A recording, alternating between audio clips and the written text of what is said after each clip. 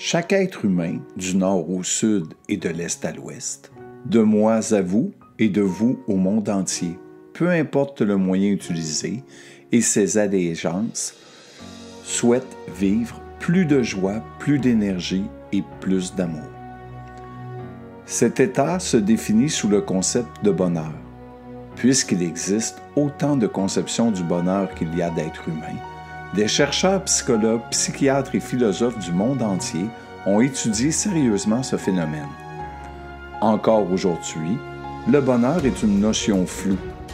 Par contre, il émane de ces différentes définitions un point commun. L'être humain désire vivre plus de joie, plus d'énergie et plus d'amour. Bref, nous sommes condamnés à chercher le bonheur. N'est-ce pas là une quête merveilleuse? Tout ce que nous faisons, tout ce que nous entreprenons a pour unique but de nous rendre heureux. Pourquoi cherchons-nous le bonheur? Parce que sans amour, ni énergie, ni joie, c'est la mort sur toutes ses formes. La mort de nos projets, la mort de nos relations, la mort de nos cellules et la mort de la planète.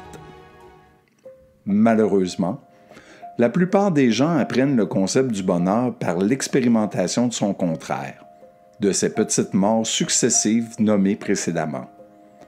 Si nous sommes à la recherche constante du bonheur, pourquoi croyons-nous qu'il est si difficile à atteindre?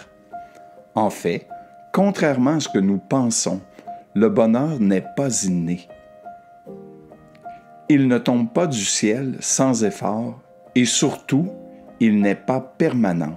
Le bonheur est en constant mouvement.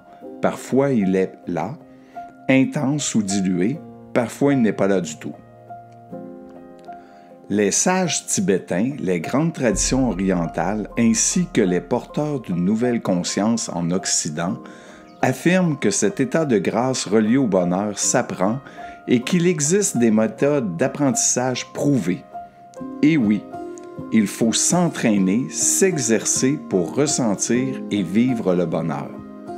Si vous êtes en santé et en bonne forme, croyez-vous maintenir cet état sans effort pour le reste de votre vie? Bien sûr que non. Vous devez vous entraîner plusieurs fois par semaine pour maintenir un état de santé maximal. Pourquoi serait-ce différent pour le bonheur? Chacun d'entre nous doit, tel un athlète, exercer chaque cellule de son corps à manifester plus de joie, plus d'amour et plus d'énergie. Il s'agit bel et bien d'une question de ressenti et non d'une compréhension intellectuelle. Sans entraînement, pas d'expérimentation. Sans expérimentation, cela restera pour vous un concept vague. Alors, qu'attendez-vous?